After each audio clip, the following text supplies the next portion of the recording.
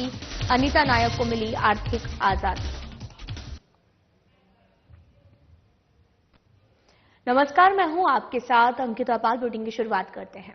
छत्तीसगढ़ विधानसभा के रजत जयंती वर्ष के उपलक्ष्य में विधानसभा अध्यक्ष डॉक्टर रमन सिंह, मुख्यमंत्री विष्णुदेव साय और नेता प्रतिपक्ष डॉक्टर चरणदास महंत ने विधानसभा परिसर में स्मृतियां छायाचित्रों की प्रदर्शनी का शुभारंभ किया है। प्रदर्शनी के शुभारंभ के पश्चात विधानसभा अध्यक्ष डॉक्टर रमन सिंह, मुख्यमंत्री विष्णुदेव साय, नेता प्रतिपक्ष डॉक्टर चरणदास महंत सहित मंत्रियों और विधायकों ने छायाचित्र प्रदर्शनी का अवलोकन किया है, उसकी सराहना की है और इस अवसर पर विधानसभा सचिव दिनेश शर्मा भी उपस्थित रहे।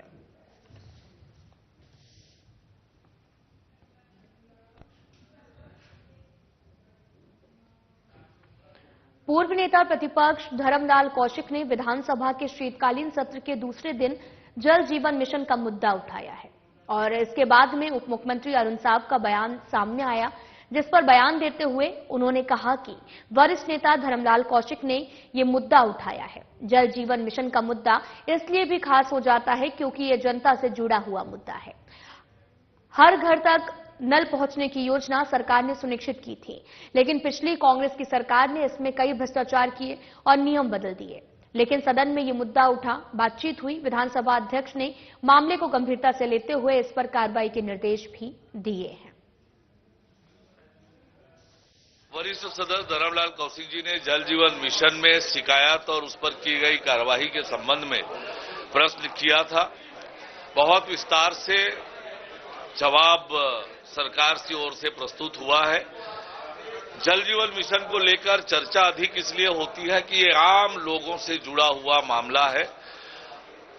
हर व्यक्ति तक नल से जल पहुंचाने की ये योजना है और इस योजना की शुरुआत जिस प्रकार से कांग्रेस की सरकार ने किया, जो अव्यवस्था फैली, 2 साल विलंब से जल जीवन मिशन का काम प्रारंभ हुआ और आनन फानन में जो गड़बड़ियां हुई उसको लेकर इसकी चर्चा ज्यादा हुई। पर हमारी सरकार बनने के बाद जहां पर भी गड़बड़ी पाई है, कार्यवाहियां कठोर की है, लगातार कार्यवाहियां की है और जो अमानक निर्माण वो भी तोड़े गए, अमानक पाइपलाइन उखाड़ी गई, तो कठोर से कठोर कार्यवाहियां की गई। ठेकेदारों को ब्लैकलिस्ट किया गया, 6 एग्जीक्यूटिव इंजीनियर को सस्पेंड किए गए, कठोर से कठोर कार्रवाई की है। जल जीवन मिशन के काम में किसी तरह की अनियमितता और गड़बड़ी बिल्कुल भी बर्दाश्त नहीं की जाएगी। ये आम लोगों से जुड़ा हुआ मसला है। हमारी सरकार का ध्यान अभी फोकस इस बात को है कि हर व्यक्ति के घर तक नल से जल कैसे पहुंचाएं, इस पर फोकस कर काम कर रहे हैं। इसमें सफलता भी मिल रही है। छत्तीसगढ़ विधानसभा के शीतकालीन सत्र में सदस्यों द्वारा ध्यान आकर्षण में जल जीवन मिशन से जुड़े सवालों को लेकर उप मुख्यमंत्री अरुण साव ने बयान दिया है। उप मुख्यमंत्री अरुण साव ने कहा कि भारत सरकार ने छत्तीसगढ़ में जल जीवन मिशन 15 अगस्त 2019 से प्रारंभ किया, पर राज्य की तत्कालीन कांग्रेस सरकार ने जल जीवन मिशन के कार्यों को लेकर पहले अलग पद्धति बनाई, फिर उस नियम को बदल दिया है और इन सब कारण से ही ये योजना 2 साल विलंब से यानी कि मार्च 2021 से शुरू हो पाई। कुछ माननीय सदस्यों ने जल जीवन मिशन के काम की गति, इन सबको लेकर ध्यानाकर्षण लगाया था। मैंने स्पष्ट रूप से उस प्रश्नों का जवाब दिया है कि हम सब जानते हैं कि छत्तीसगढ़ के जल जीवन मिशन 15 अगस्त 2019 को भारत सरकार ने प्रारंभ किया, पर हमारी राज्य में हमारी राज्य सरकार कांग्रेस की सरकार ने जल जीवन मिशन के कामों को लेकर पहली कोई अलग पद्धति बनाई, उस पद्धति को बदला और इन सबके कारण 2 साल विलंब से मार्च 2021 से हमारे यहां जल जीवन मिशन का काम प्रारंभ हो पाया। यानी 2 साल विलंब से काम की शुरुआत छत्तीसगढ़ में जल जीवन मिशन की हुई और हम सब जानते हैं कि किस प्रकार से काम हुआ है। जहां पर अनियमितता पाई, 6 एग्जीक्यूटिव इंजीनियर, छत्तीसगढ़ के इतिहास में शायद पहली बार हुआ होगा कि एक साथ 6 एग्जीक्यूटिव इंजीनियर निलंबित किए गए, 4 को नोटिस दिया और बड़ी संख्या में टेंडर निरस्त हुए, ठेकेदारों को ब्लैकलिस्ट किया, पेनाल्टी भी लगाई। तो कार्यवाहियां लगातार की है। प्रदेश में जल जीवन मिशन का काम लगातार आगे बढ़े। जब हमारी सरकार बनी तो केवल 771 गांव प्रमाणित हुए थे। आज उसकी संख्या बहुत अधिक बढ़ गई है और लगातार इस दिशा में हम काम कर रहे हैं। जल जीवन मिशन प्रधानमंत्री माननीय नरेंद्र मोदी जी की एक महत्वाकांक्षी योजना है। वहीं दूसरी ओर आम लोगों से जुड़ा हुआ मामला है लोगों के घर तक नल से शुद्ध जल पहुंचाने का। इस काम को हमारी सरकार पूरी गंभीरता से कर रही है और जो भी स्थिति में काम है उन कामों को कैसे हम ठीक करें, जहां पर जल स्रोत नहीं है कैसे वहां पर जल स्रोत का निर्माण होगा। टंकियां बनी है पर जल स्रोत नहीं होने के कारण जल की आपूर्ति नहीं हो पा रही है। तो ऐसे हम काम कर रहे हैं कि जहां सोर्स नहीं है सोर्स की व्यवस्था हो जाए, कैसे व्यवस्था होगी उसको लेकर काम कर रहे हैं। और हमारी सरकार पूरी गंभीरता से जल जीवन मिशन योजना को प्रधानमंत्री माननीय नरेंद्र मोदी जी के इच्छा और आकांक्षा के अनुरूप पूरा हो, इस दिशा में मजबूती से काम कर रहे हैं। पूरे देश और छत्तीसगढ़ में नक्सलवाद के खात्मे को लेकर केंद्रीय गृह मंत्री अमित शाह के लक्ष्य और बस्तर के विकास को लेकर उप मुख्यमंत्री अरुण साव ने बयान दिया है। उप मुख्यमंत्री अरुण साव ने कहा कि केंद्रीय गृह मंत्री आदरणीय अमित शाह ने जो लक्ष्य रखा है उस लक्ष्य में 31 मार्च 2026 तक का बस्तर सहित पूरे देश में नक्सलवाद का खात्मा होगा। बस्तर विकास की दिशा में आगे बढ़े, बस्तर के लोग आगे बढ़े, इसके लिए हमारी सरकार प्रयास भी कर रही है। पूरा छत्तीसगढ़ जानता है कि प्रदेश में कांग्रेस की सरकार बनने के बाद कांग्रेस की सरकार ने नक्सल उन्मूलन के लिए क्या किया है, कैसे उन्हें फ्री हैंड छोड़ दिया गया था, वो शहरों तक चले आए थे। और आज पिछले 1 साल में जितनी कार्यवाहियां नक्सल उन्मूलन के क्षेत्र में हुई है, तो जो लक्ष्य रखा है माननीय गृह मंत्री अमित शाह जी ने 31 मार्च 2026 तक निश्चित रूप से न केवल बस्तर से पूरे देश से नक्सलवाद का खात्मा होकर रहेगा। बस्तर जो हमारे छत्तीसगढ़ के लिए हमारा गौरव है, बस्तर विकास की दिशा में बढ़े, बस्तर के लोग आगे बढ़े, ये हमारी सरकार की चिंता है, प्रयास है। और इसलिए बस्तर में हमने न केवल नक्सल उन्मूलन के फील्ड पर सुरक्षा बलों को लगाया है, वरन नियद नेल्ला नार जैसी योजना लाकर वहां पर सरकार की योजनाओं को पहुंचा रहे हैं, वहां पर विकास की किरण पहुंचा रहे हैं।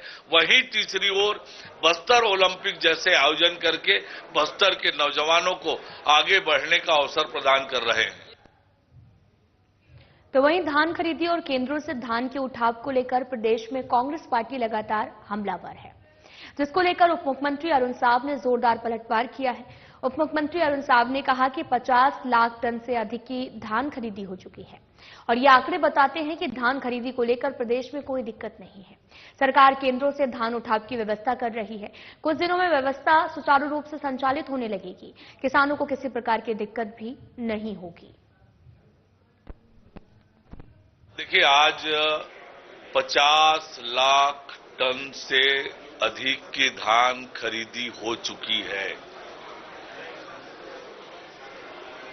ये इस बात को बताता है कि धान खरीदी में किसी तरह की कोई दिक्कत नहीं है। रही बात भंडारण केंद्रों से धान की उठाव की, सरकार उसकी व्यवस्था कर रही है और आने वाले कुछ ही दिनों में वो व्यवस्था सुचारू रूप से संपादित होने लगेगी। किसानों को किसी तरह की कोई दिक्कत नहीं हो रही है धान खरीदी से, ये स्पष्ट है। कांग्रेस पार्टी आज मुद्दा विहीन है, इसलिए जिस कांग्रेस पार्टी ने किसानों को तरसाया हो, परेशान किया हो, 4 किस्तों में राशि दे रहे थे, चौथी किस्त में कटौती कर रहे थे, वो किसका पैसा था चौथी किस्त में जिसको कटौती किया? तो ये किसानों के पैसा हड़पने वाले किसानों के हित की बात न करें। किसानों के हित की चिंता देश में, प्रदेश में जब भी भारतीय जनता पार्टी की सरकार बनी है, किसानों के हित में काम हुआ है। रायपुर नगर निगम के मोर रायपुर विकसित रायपुर नामक कॉफी टेबल बुक का विमोचन उप मुख्यमंत्री अरुण साव ने किया है।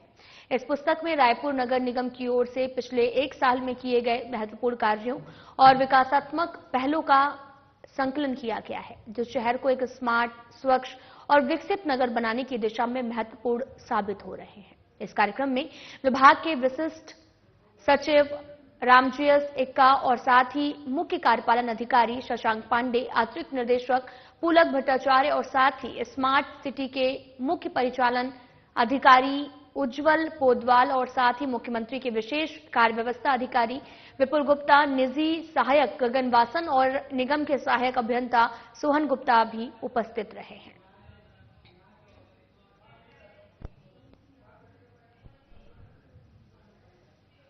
कोंडागांव ग्राम निराचिंदली के जलाशय के पास में वेटलैंड संरक्षण संवर्धन के लिए जन जागरण और वन मितान जागृति अभियान के तहत में वन मंडल केशकाल के तत्वाधान में कार्यक्रम आयोजित किया गया है।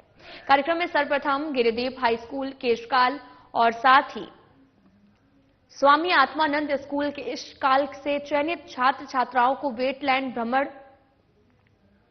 और जंगल यात्रा कराई गई है। स्थलीय जलीय और वन परिस्थिति तंत्र से स्थिति परिचित कराते हुए दोनों का महत्व बताया गया। साथ ही विविध जीव जंतु वनस्पतियों से परिचित कराया गया। वन एवं उसकी उपयोगिता बताई गई है। और इस कार्यक्रम में कांकेर के मुख्य वन संरक्षक दिलराज प्रभाकर ने अपने उद्बोधन में वेटलैंड को सार्वगर्भित परिचय देते हुए प्राकृतिक संरक्षण में योगदान के लिए बच्चों से अपील की है।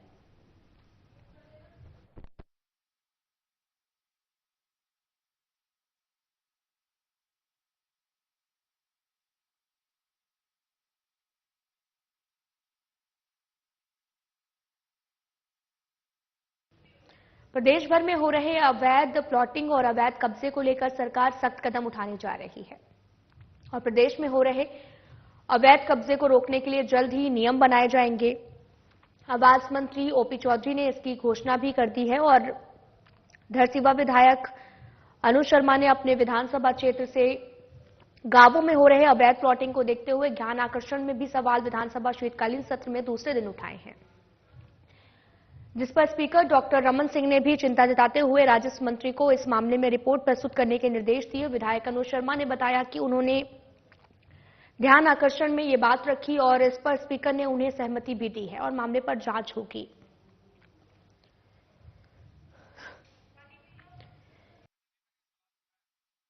और उसमें जो शिकायतें आई निश्चित तौर पर कि जब यहां डॉक्टर रमन सिंह जी के नेतृत्व में सरकार थी तो अवैध कॉलोनाइजर्स के लिए नियम अलग थे।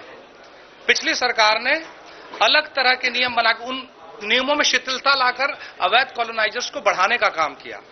आज इस पे ध्यानाकर्षण मैंने एक प्रस्ताव लाया था, एक विषय लाया था, उसकी ध्यानाकर्षण सूचना पे आज कार्रवाई करते हुए माननीय अध्यक्ष जी ने 1 महीने के आसपास 1 महीने का समय दिया है, जिसमें उन्होंने कहा है, निर्देश दिया माननीय मंत्री जी को कि 1 महीने में इस पे क्या कार्रवाई हुई इसकी सूचना दें और साथ ही साथ 3 विभागों राजस्व, नगरीय प्रशासन और आपका आवास एवं पर्यावरण, इन विभागों की एक समिति बनाई जाएगी और ऐसे नियम बनाए जाएंगे ताकि अवैध कॉलोनियों का निर्माण ना हो सके, उन पे अंकुश लगाया जा सके।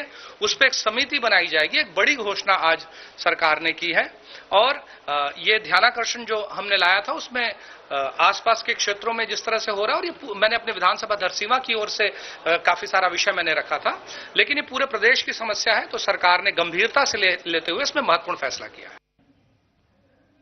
तो वहीं केंद्रीय गृह और सहकारिता मंत्री अमित शाह ने छत्तीसगढ़ के रायपुर में वामपंथी उग्रवाद की स्थिति की समीक्षा बैठक की अध्यक्षता की है। बैठक में छत्तीसगढ़ के मुख्यमंत्री विष्णुदेव साय, उप मुख्यमंत्री विजय शर्मा, केंद्रीय गृह सचिव गोविंद मोहन, छत्तीसगढ़ के मुख्य सचिव अमिताभ जैन और पुलिस महानिदेशक अशोक जुनेजा और केंद्रीय सशस्त्र पुलिस बलों के महानिदेशक उपस्थित रहे हैं। समीक्षा बैठक के दौरान केंद्रीय गृह मंत्री ने सभी बलों और एजेंसियों को मार्च 2026 तक वामपंथी उग्रवाद को पूर्णतः समाप्त करने के लक्ष्य की प्राप्ति की दिशा में संयुक्त प्रयास करने को लेकर कहा है। बैठक के बाद अपने समापन संबोधन में केंद्रीय गृह और सहकारिता मंत्री ने कहा कि मार्च 2026 से पहले नक्सलवाद को खत्म करने की दिशा में अभी हमें काफी काम करना बाकी है। इसमें एनआईए की प्रमुख भूमिका भी है और उन्होंने ये भी कहा कि सीआरपीएफ, आईटीबीपी, बीएसएफ और साथ ही छत्तीसगढ़ पुलिस और डीआरजी मिलकर एक साल में बहुत बड़े लक्ष्य की ओर बढ़े हैं और निश्चित रूप से मार्च 2026 से पहले हम नक्सलवाद को समाप्त कर देंगे।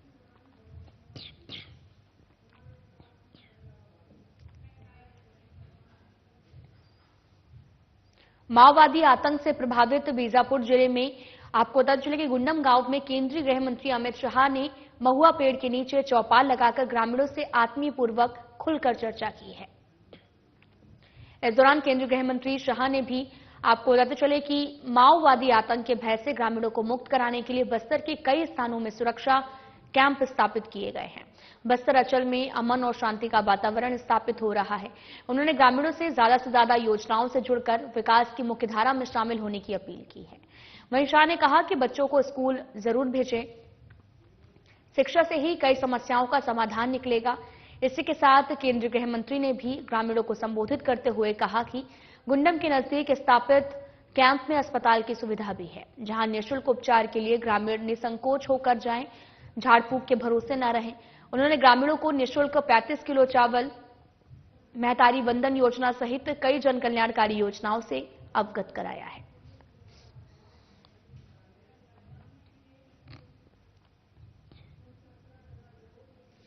केंद्रीय गृह मंत्री अमित शाह नक्सल गतिविधियों पर अंकुश लगाने के अपने मिशन के तहत बीजापुर के सुदूर और माओवाद प्रभावित क्षेत्र गुंडम में तैनात सुरक्षा बल के जवानों के बीच पहुंचे।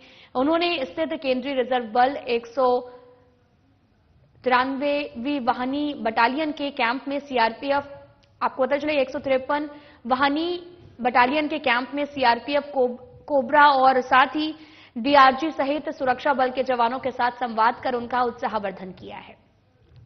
वहीं शाह ने नक्सल मोर्चा पर तैनात जवानों से सीधे नक्सल ऑपरेशन की मैदानी स्थिति की जानकारी ली है। उन्होंने जवानों के साथ में आपको बताते चले कि दोपहर का भोजन भी किया। इस मौके पर मुख्यमंत्री विष्णुदेव साय, उप मुख्यमंत्री विजय शर्मा और पुलिस महानिदेशक अशोक जुनेजा भी उपस्थित रहे हैं।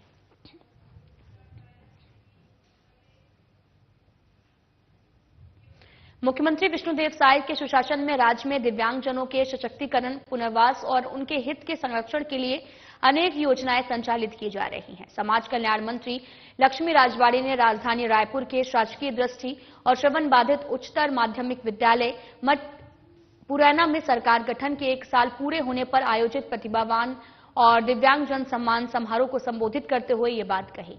मंत्री राजवाड़े ने कहा कि प्रदेश सरकार दिव्यांगजनों के कल्याण और हित में बेहतर कार्य कर रही है और हम लोग भी आगे जो है वो निरंतर कार्य करते रहेंगे। हमारी सरकार लगातार आप सभी के विकास कार्यों के माध्यम से सेवा कर रही है।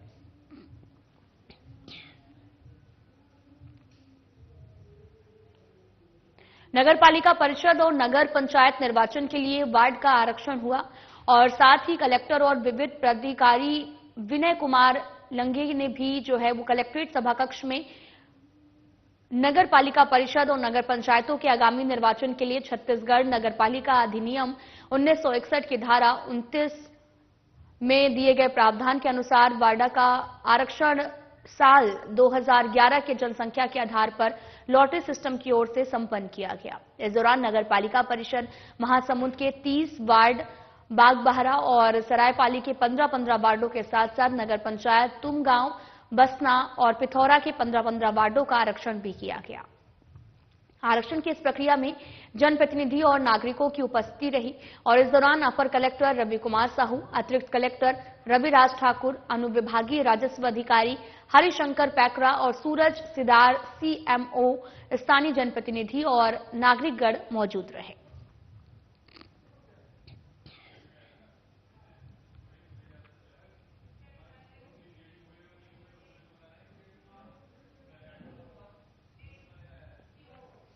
विधायक पुरंदर मिश्रा ने बीजेपी प्रदेश प्रभारी नितिन नवीन को जगन्नाथ मंदिर आने का आमंत्रण दिया है। इसके बाद बीजेपी के प्रदेश प्रभारी नितिन नवीन ने गायत्री नगर स्थित जगन्नाथ मंदिर पहुंचकर महाप्रभु का दर्शन पूजन कर सभी के खुशहाली की कामना की है। विधायक पुरंदर मिश्रा ने नितिन नवीन का शॉल भेंट कर स्वागत किया।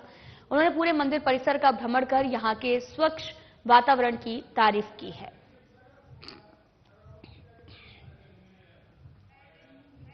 आपको बता दें कि जगन्नाथ मंदिर पहुंचे बीजेपी प्रदेश प्रभारी नितिन, तस्वीरें भी आपको दिखा रहे हैं जो कि जगन्नाथ की हैं, जहां पर जगन्नाथ मंदिर पहुंचे थे बीजेपी प्रदेश प्रभारी, जहां पर आमंत्रण भी दिया है विधायक पुरंदर मिश्रा ने।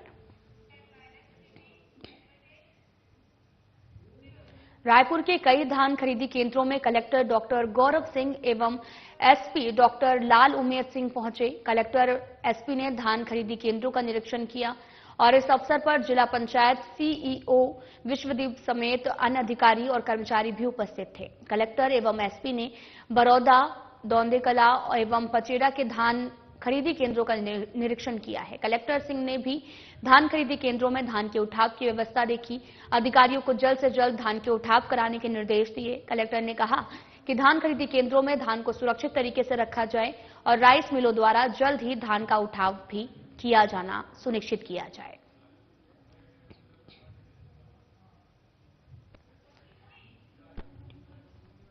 आपको पता चले कि कलेक्टर ने धान खरीदी केंद्रों में धान के मॉइस्चर को भी मशीन से जांच की है।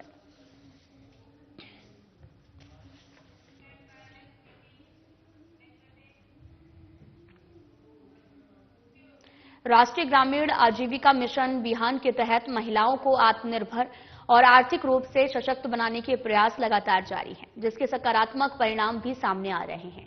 ऐसे में आत्मनिर्भरता की मिसाल है केशकाल विकासखंड के बही गांव की अनीता नायक। जिला मुख्यालय से 17 किलोमीटर दूर स्थित बही गांव की रहने वाली अनीता ने शासन की योजनाओं का लाभ उठाकर अपने जीवन को नई दिशा दी है। पहले उनका परिवार मजदूरी और कृषि कार्य पर निर्भर था और आय का स्रोत सीमित होने के कारण बच्चों की शिक्षा, घर का जो खर्च है और अन्य जरूरतों को भी पूरा करना कठिन था। घर की जरूरतों को पूरा करने के लिए उन्हें साहूकार से अधिक ब्याज पर ऋण लेना पड़ता था, जिससे परिवार की आय पर अधिक भार पड़ता था। लेकिन बिहान योजना से जुड़ने के बाद अनीता ने न केवल अपने परिवार की आर्थिक स्थिति में सुधार किया, बल्कि वे अन्य महिलाओं के लिए प्रेरणा स्रोत भी बन गई हैं।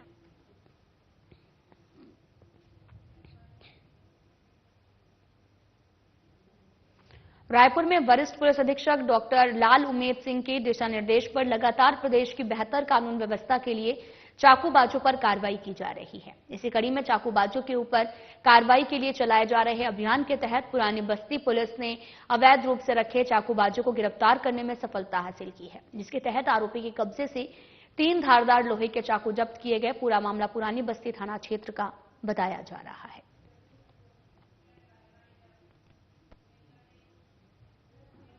फिलहाल बुलेटिन में इतना ही। नमस्कार।